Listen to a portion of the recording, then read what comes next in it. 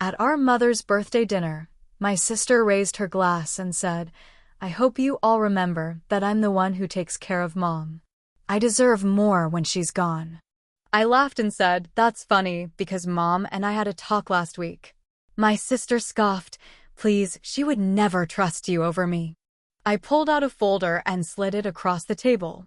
My sister's hand shook as she read the first line. "What did you do?" She screamed, but Mom just smiled and said, "I did what was right."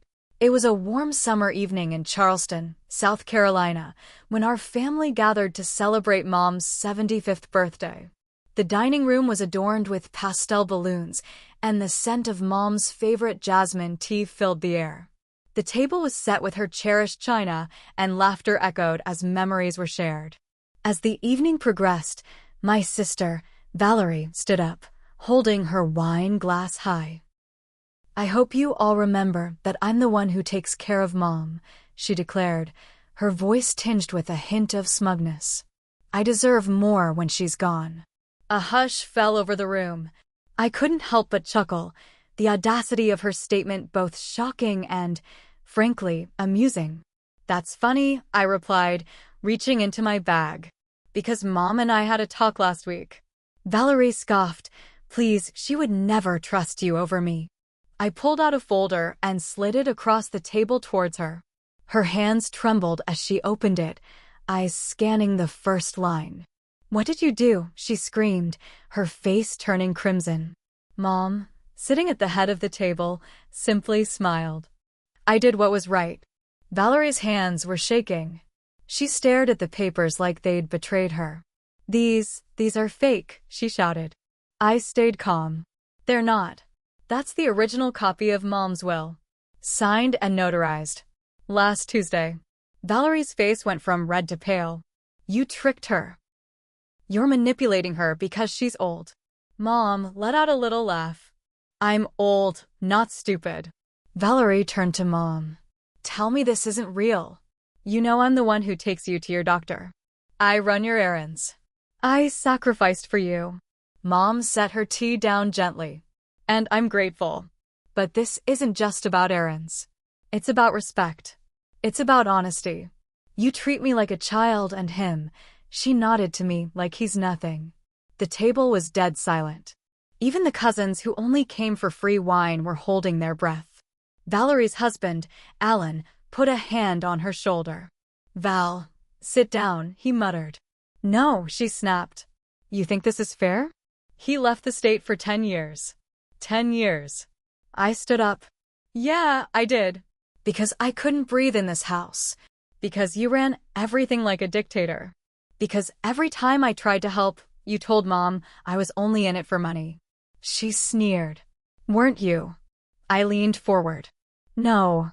But you were. You always were." That's when Mom stood. Everyone went quiet again.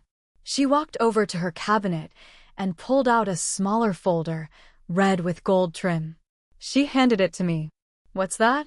Valerie asked, eyes narrowing.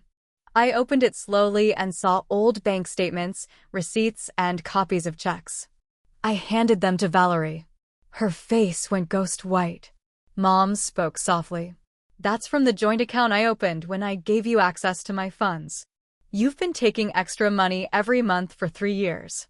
I didn't say anything until I had proof. Now I do." Valerie turned to Alan. "It was for her. For extra care." Alan looked away. "No," Mom said. "You used it to remodel your kitchen and pay for your daughter's private school. You never asked. You never told." Valerie was breathing hard. She suddenly turned and stormed toward the door. "You think this is over?" she yelled back. "It's not. You're going to regret doing this to me." She slammed the door.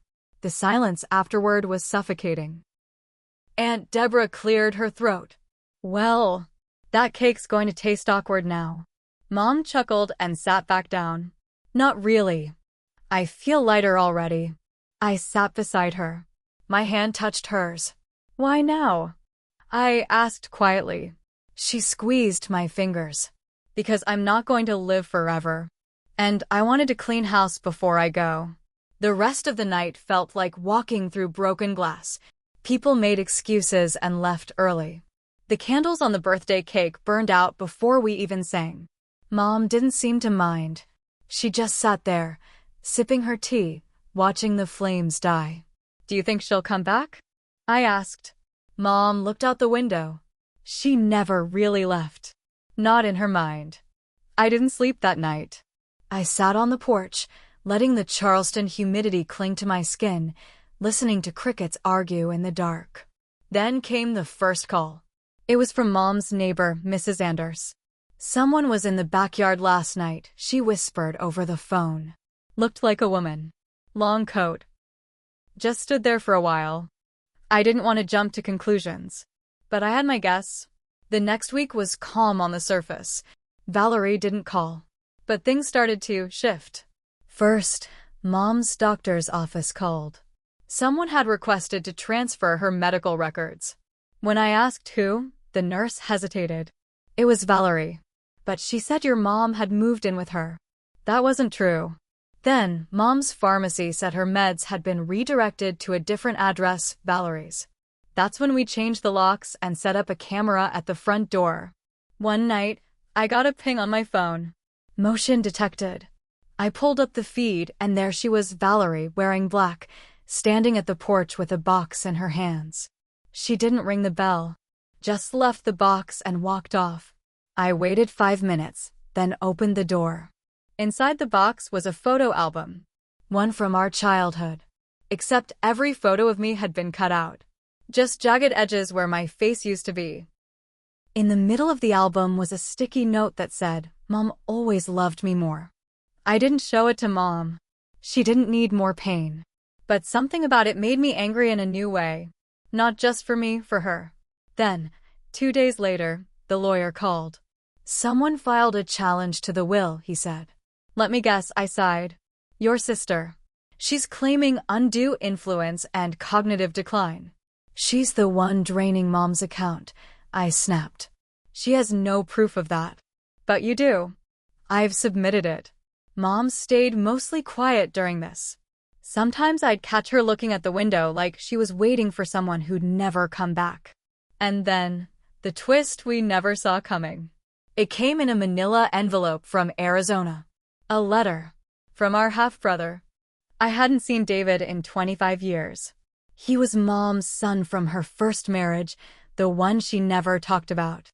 He left when I was a kid, after a big fight with Valerie. "Read it," Mom said, her voice flat. I opened the letter. It was long. Apologetic. But then, near the end, one line jumped out at me. "Valerie called me last month. Told me Mom was sick and dying. Asked me if I wanted to claim anything from the estate. She said you were trying to cut me out too." I froze.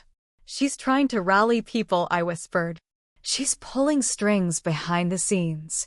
Mom nodded. Always been good at whispering poison. "But why now?"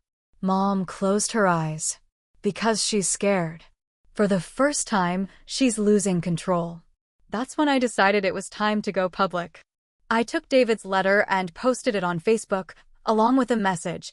"If you ever wondered what it's like to have a sibling who'll lie, steal, and manipulate even a dying parent for money, let me introduce you to my sister Valerie." It got shared more than I expected. Some people called it family drama. Others called me brave. But I didn't post it for them. I posted it so Valerie knew she couldn't hide anymore. She tried calling. I didn't answer.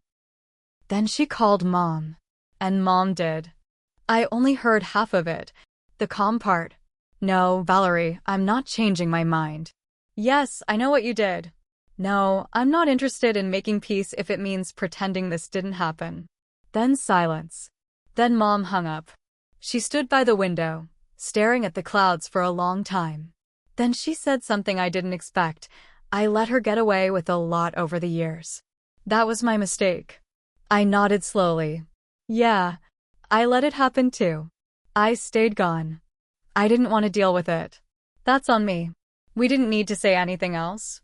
Guilt had already claimed its piece of us both. The court date came. Valerie showed up in a designer dress with a fake smile.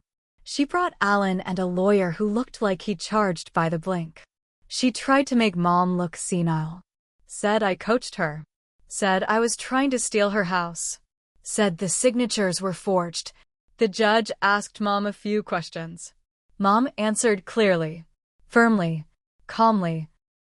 Then our lawyer presented the photos, bank records, videos, and David's letter. Valerie's face cracked like glass under heat. But the real moment, the one I'll never forget, was when Mom stood up and looked straight at her. "You are not the person I raised," she said, voice trembling. "You became someone I don't recognize. And I blame myself for letting it happen." Valerie didn't cry. She didn't even blink. She just sat down like someone took the bones out of her body. We won, of course. The will stood. She got nothing. Not even a keepsake. But that wasn't the end. A few weeks later, Mom passed. Peacefully. In her sleep. We held a small funeral. Valerie didn't come. But she left something. A wreath of black roses. With a card that said, "You always loved him more." I didn't keep it. I threw it in the river behind Mom's house and watched the petals drift.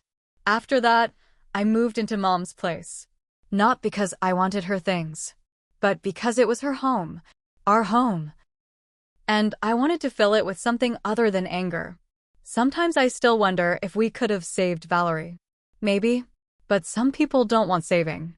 They want to win. And when winning is all you care about, you end up with nothing. That was her fate. And mine? I carry guilt. I carry scars. But I also carry peace. And in this life, peace is a kind of revenge too.